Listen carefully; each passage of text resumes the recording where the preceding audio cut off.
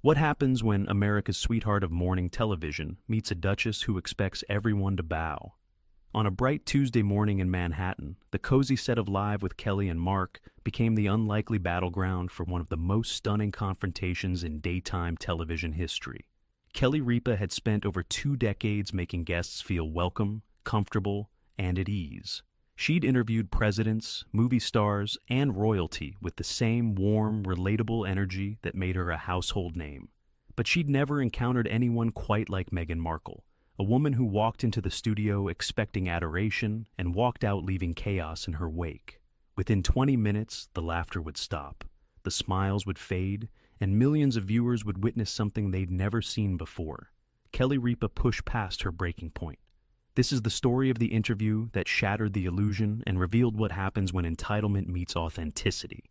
Before we dive into this unbelievable story, make sure you hit that subscribe button and smash that like. We bring you the most explosive celebrity moments every single week, and trust us, you won't want to miss what's coming next. Now, let's get into what really happened that morning.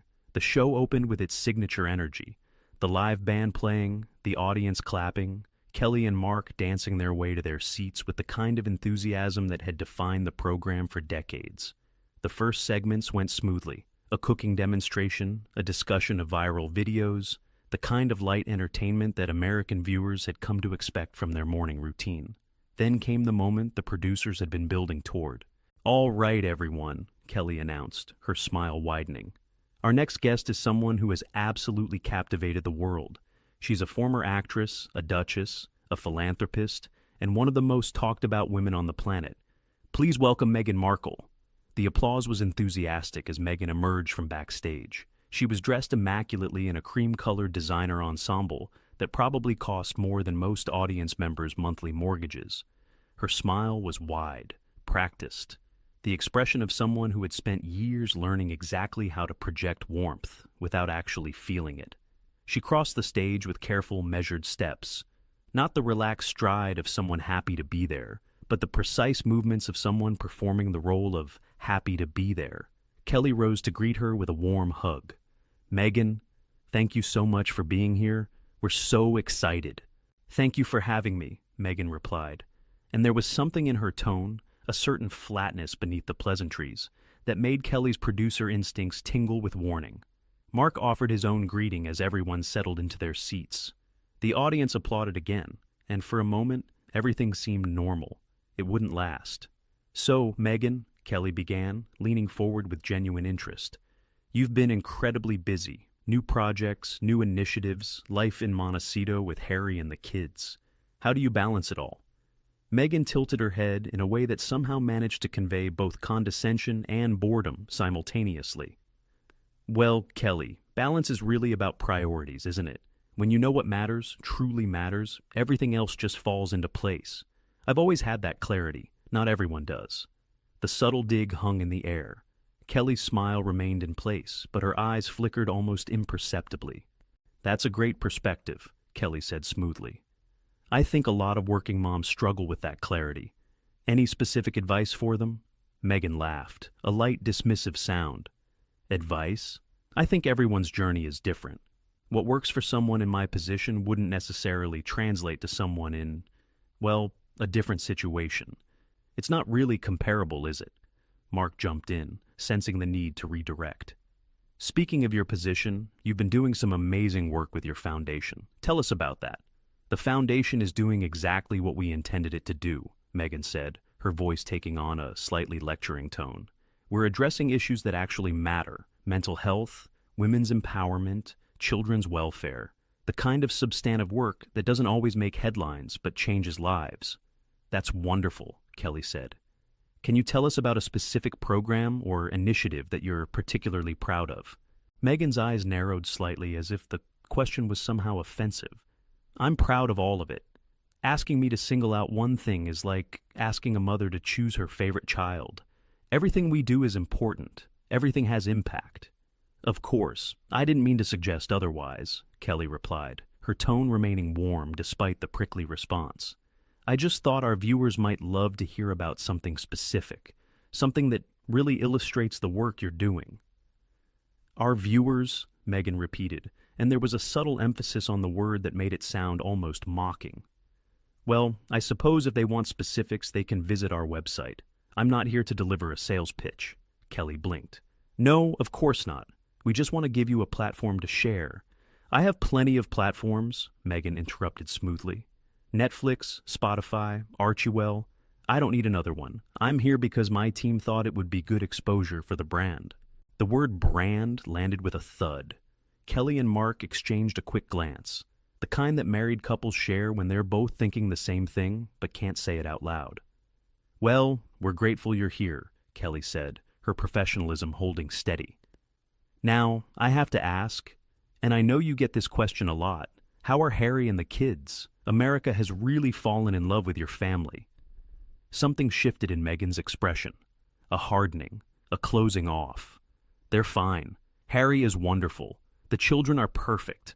But I really prefer not to discuss my family in detail. It's one of the things we specifically asked not to focus on. Kelly nodded understandingly. Absolutely, I respect that. I was just asking in general terms. General terms have a way of becoming specific headlines, Meghan cut in, her voice taking on a sharper edge. I've learned that the hard way. Anything I say about my children will be twisted, analyzed, dissected, so I'd rather say nothing at all. I understand completely, Kelly said, though her smile had become slightly more fixed. Privacy is important, especially for children. It is, though I'm not sure everyone in media understands that concept. The accusation was unmistakable, and it was clearly directed at Kelly herself. Mark leaned forward, attempting to lighten the mood. Hey, I get it. Kelly and I have 3 kids, and we're pretty protective of them too. It's a parent thing. Meghan turned to look at Mark with an expression that bordered on dismissive. With respect, Mark, your situation isn't quite the same as ours. Your children aren't 6th and 7th in line to the British throne. The level of scrutiny is different. Fair point, Mark conceded, though there was a hint of something harder in his usually easygoing voice. Kelly decided to try a different approach. Let's talk about something fun. You've been spotted at some amazing restaurants in the LA area. Are you a foodie? Any favorites you'd recommend? The question was deliberately light, a softball designed to reset the conversation and give Meghan an easy win. Instead, Meghan's expression suggested she'd been asked something deeply offensive. I don't really think about food in terms of favorites, Meghan said slowly, as if explaining something to a child. I think about nutrition, about sustainability, about the ethics of consumption. Recommending restaurants feels very superficial. Don't you think? Kelly's eyebrows rose slightly. I think people enjoy discovering new places to eat. It's one of life's simple pleasures. Simple pleasures. Meghan repeated the phrase as if tasting something unpleasant. I suppose. For some people, that's enough. For others of us, there are more important things to focus on. The implication was clear. Kelly was shallow for asking about restaurants. Meghan was above such trivial concerns. The audience shifted uncomfortably. A few people exchanged glances.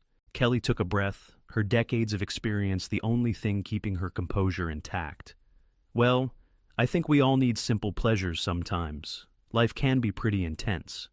Can it? Meghan asked, and there was something almost challenging in her tone.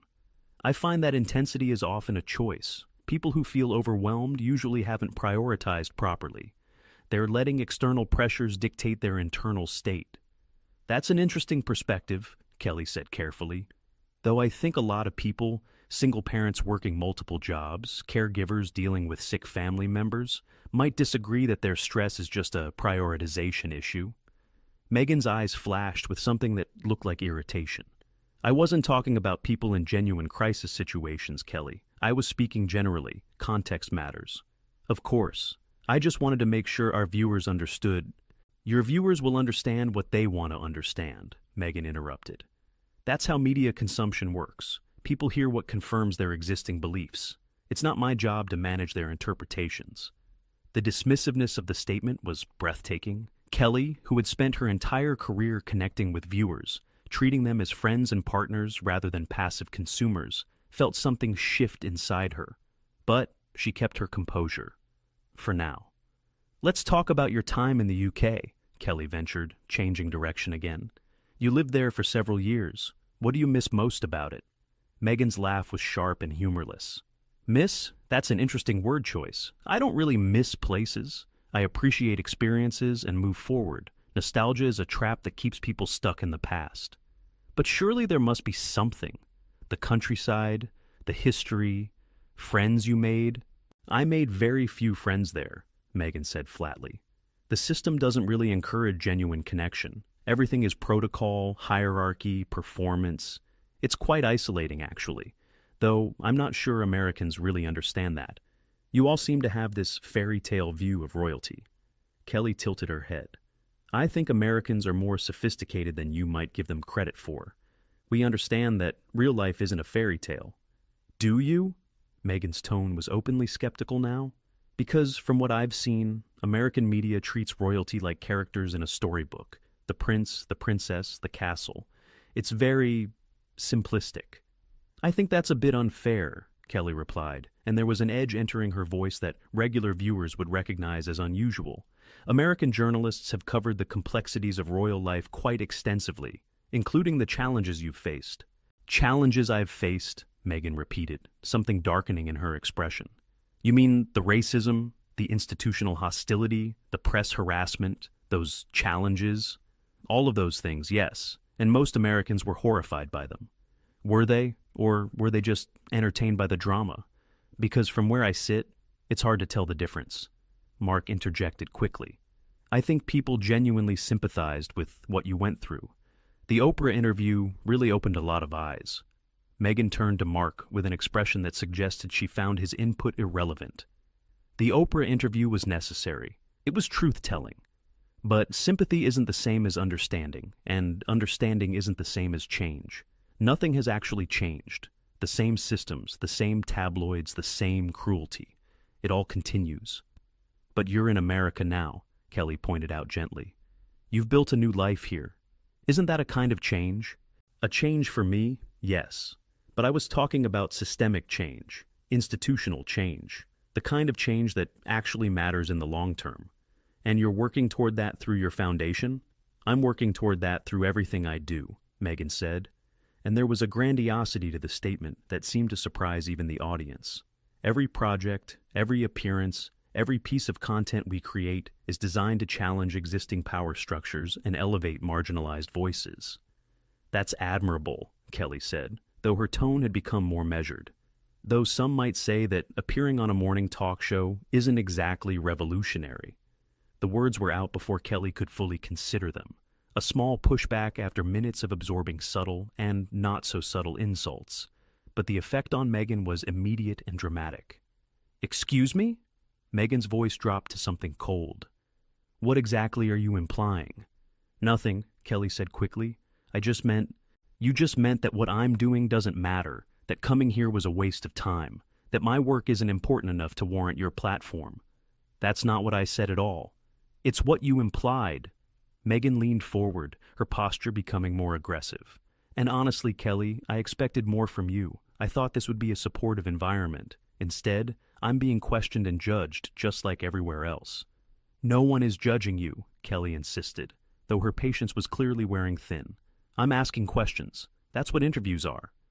Questions with agendas, Meghan shot back. Questions designed to make me look bad or catch me saying something that can be taken out of context. I asked you about restaurants, Meghan. I'm not sure how that could be taken out of context. It's not just one question, Kelly. It's the cumulative effect, the tone, the implications. I've been doing this long enough to recognize hostile interviewing when I see it. Mark held up his hands. Okay, let's everyone take a breath here. I don't think anyone is being hostile. Of course you'd say that, Meghan snapped, turning on Mark with surprising venom. You're her husband. You're going to defend her no matter what. That's how these setups work. Setups? Mark repeated, incredulous.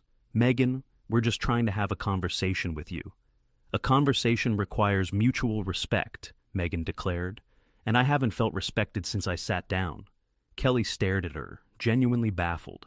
Meghan, I've been nothing but welcoming. I've complimented your work, asked about your family in the most general terms possible, tried to keep things light and positive. What exactly have I done that was disrespectful? It's not always what you say, Meghan replied, her voice taking on a lecturing quality. It's how you say it, the energy you bring, the assumptions underlying your questions. You've been treating me like just another celebrity, not like someone who's actually trying to make a difference in the world. I treat all my guests the same way, Kelly said, and there was a firmness entering her voice that signaled she was done being pushed around. With respect and interest. If that's not enough for you, I'm not sure what would be. Genuine engagement would be enough, Meghan said.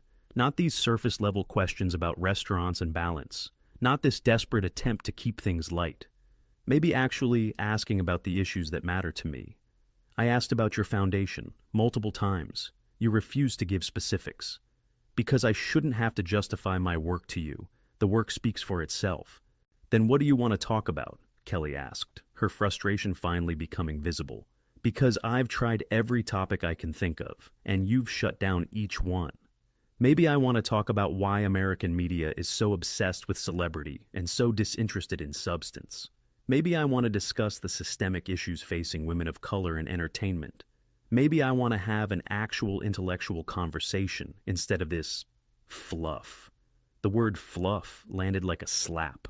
Kelly had built her career on this show, on creating a space that was warm and welcoming while still being smart and relevant. Being dismissed as fluff by someone who had accomplished far less was more than she could tolerate.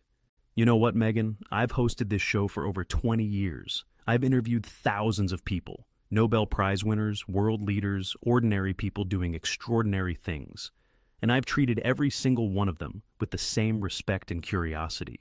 The fact that you've decided to interpret my hospitality as hostility says more about you than it does about me.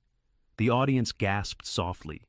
This was not the Kelly Ripa they were used to seeing, not the warm, friendly host who made everyone feel comfortable. This was a woman who had been pushed too far and was finally pushing back. Meghan's face flushed. I can't believe you're speaking to me like this, on live television. You've been speaking to me condescendingly for the last 15 minutes, on live television. I'm simply responding in kind. Condescendingly, I've been honest, there's a difference. No, you've been rude, and then you've called your rudeness honesty to justify it. That's a very convenient definition of truth. Mark looked between the two women, clearly unsure whether to intervene or let this play out. The producer in his earpiece was frantically telling him to do something, but what exactly was there to do? Meghan stood up abruptly, her chair scraping against the floor. I don't have to sit here and be insulted. You haven't been insulted, Kelly replied, standing herself. You've been treated exactly like every other guest who sat in that chair. The only difference is that you expected special treatment and didn't get it. Special treatment? I expected basic courtesy. You received basic courtesy. What you wanted was deference, and I don't defer to people simply because of their titles or their marriages. The mention of her marriage seemed to strike a nerve. Meghan's eyes flashed dangerously. Don't you dare bring Harry into this. I haven't mentioned Harry once in this entire conversation. You're the one who keeps bringing him up. Because everything I do is filtered through him, through the royal family, through this narrative that I'm somehow defined by who I married. I am my own person, Kelly. I had a career before Harry. I had accomplishments. I know you did, and I was looking forward to talking about them. But you've spent this entire interview being defensive about things I haven't even mentioned. Meghan grabbed her purse from beside her chair, her movements sharp and aggressive. This was a mistake. Coming here was a mistake. I should have known that American media is just as toxic as British media. American media has been overwhelmingly supportive of you, Kelly pointed out. Oprah gave you 3 hours of unchallenged airtime. Ellen had you on multiple times. Every magazine profile has been glowing. If that's toxic support, I'd hate to see what toxic criticism looks like. You don't know anything about what I've faced, Meghan said, her voice rising. You sit here in your comfortable studio, with your comfortable life, asking your comfortable questions, and you think you understand struggle? You don't. You can't. You're right. I don't know your specific struggles, but I've never claimed to. All I've done is try to have a conversation with you, a conversation you've made impossible at every turn. Because your idea of conversation is just asking me to perform, to be entertaining, to give you sound bites you can replay. My idea of conversation is two people talking to each other with mutual respect. You've shown me none. Meghan turned toward the exit, then spun back around, pointing at Kelly with a trembling finger. You're going to regret this. When people see how I was treated here, they'll see exactly what happened, Kelly interrupted calmly. Cameras don't lie. I asked you normal questions. You responded with hostility, and now you're leaving because you can't handle an interview that doesn't go exactly the way you planned it. I'm leaving because this environment is toxic. You're leaving because you're not in control, and that's something you clearly can't tolerate. The observation was so precise, so devastatingly accurate, that Meghan seemed to physically recoil from it. You don't know me, she whispered, her voice trembling now. Whether with rage or something else, it was hard to tell. You're right, I don't. But I know what I've seen in the last 20 minutes. And what I've seen is someone who expects the world to accommodate her while refusing to accommodate anyone else. Someone who demands empathy while showing none. Someone who talks about kindness and compassion while treating the people around her with contempt. The audience was completely silent now. Even the crew seemed frozen in place. Meghan stared at Kelly for a long moment, her expression cycling through something that looked like shock, anger, and finally something almost like recognition. As if she were seeing herself through Kelly's eyes for the first time and didn't like what she saw. But then the walls went back up. You'll hear from my team, Meghan said coldly, about how this interview was conducted. I look forward to it, Kelly replied. Our footage is available anytime. Everything that happened here happened on camera. Meghan turned and walked off the set without another word. Her heels clicked against the floor with sharp, angry sounds, each step echoing through the stunned silence of the studio. Mark watched her go, then turned to Kelly with an expression of disbelief. Did that really just happen? Kelly sank back into her seat, the adrenaline that had carried her through the confrontation beginning to fade. Yeah, it did. The show cut to commercial, giving everyone a moment to process what had just occurred. Kelly sat quietly, her hands trembling slightly as the reality of the situation sank in. A producer rushed over. Kelly, are you okay? I'm fine, Kelly said, though her voice was quieter than usual. I didn't expect that. Nobody expected that, the producer agreed. She was completely out of line. I know, but I still feel... Kelly paused, searching for the right word. I feel sad, honestly. I really did want to give her a positive platform. I admire what she's tried to do with her life. I just couldn't let her walk all over me. Mark put his arm around his wife's shoulders. You didn't do anything wrong. You were patient way longer than most people would have been. Was I too harsh at the end? You were honest. There's a difference. Kelly smiled slightly at the echo of Meghan's own words. I suppose there is. When the show came back from commercial, Kelly addressed the audience directly. Well, that was unexpected, she said, managing a small smile. I want to apologize to everyone watching at home and to our studio audience. That's not the kind of interview we aim for on this show. We always want our guests to feel welcome and respected, even when things get a little intense. She paused, gathering herself. What I won't apologize for is asking questions and expecting answers. That's my job. It's what I've done for over 20 years, and I believe our viewers deserve honesty, from our guests and from us. Mark nodded beside her.